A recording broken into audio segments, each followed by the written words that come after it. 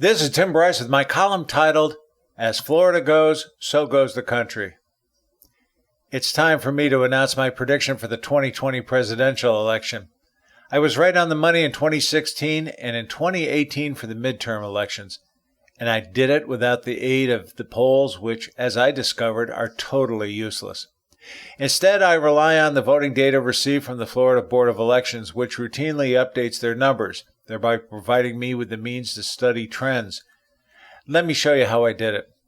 Before I begin, please remember in 2016, the Republicans won in Florida under the category of vote by mail, also known as absentee.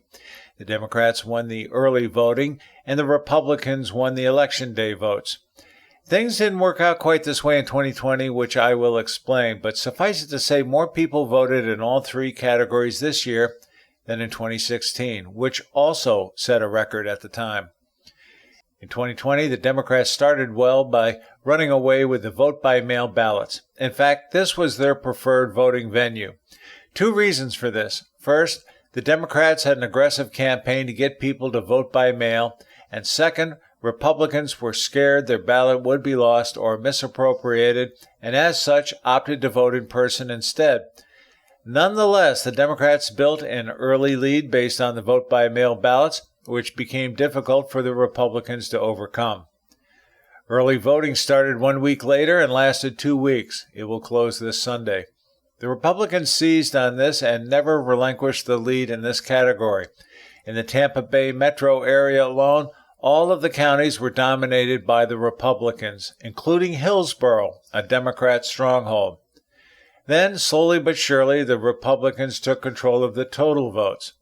As we approach Election Day next week, the Republicans will find themselves in the lead and will likely turn out in record numbers on Election Day, as they have done historically. In contrast, the Democrats voted early through vote by mail. Prior to Election Day, well over 50% of the registered Democrats had voted.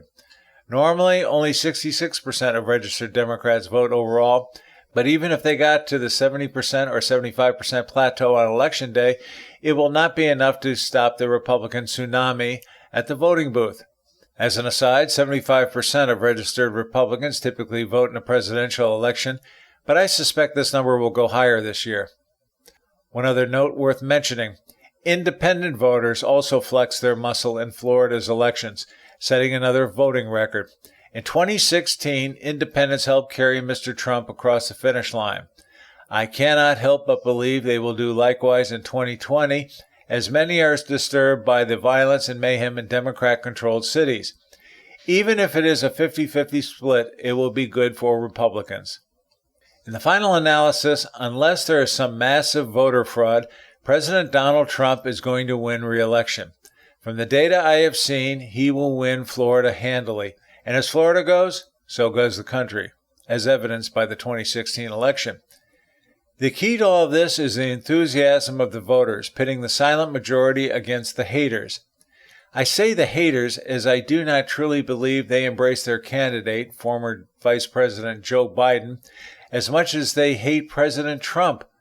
In contrast, the silent majority is a movement of people who openly support the president and demonstrated in his favor at numerous flag rallies, automobile rallies, and boat rallies, the largest of which was over 2,000 in nearby Clearwater, Florida, thereby setting a world record. This was all done at the grassroots level by volunteers.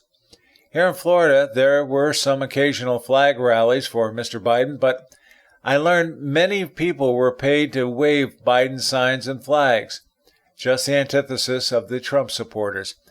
This is when I knew President Trump was going to win, as he possessed the true support of the people. I also call the Biden supporters haters, as I have personally seen members of their group yell and scream obscenities at Trump supporters unprovoked. It is crude and offensive to a lot of people, particularly children. Unfortunately, I witnessed this too many times. The Democrats like to portray President Trump as the divider-in-chief, but in reality, it is their own party imbued in hate. They are simply classless. I also find it disturbing to see so many Trump signs and flags defaced or stolen. When was the last time you saw a Biden sign stolen? No, I cannot think of an instance either. Unfortunately, the haters believe this is morally acceptable to do. We also see signs of the silent majority at Trump rallies featuring the president, where thousands of people attend and cling to his words. Contrast this to the few Biden rallies, which are sparsely attended. As in 2016, the polls were dead wrong. Once again, they will be embarrassed by the elections. How can anyone take them seriously? I, for one, do not, which is why I rely on actual voter data instead. The numbers I use are real. The numbers the polls use are fake and produce fallacious results. Further, the mainstream media will also suffer another black eye in terms of credibility, as they have obviously become nothing more than shills for the DNC. Bottom line, just as in 2016, the Democrats will be crying come election night. As an aside, just because I can confidently call the race here doesn't mean the race is over. Instead, I encourage everyone to get out the vote, regardless of your political persuasion. Finally, let me be the first to say, congratulations, President Trump. Friends, keep the faith. This is Tim Bryce in Palm Harbor, Florida. Follow me on the internet at timbryce.com.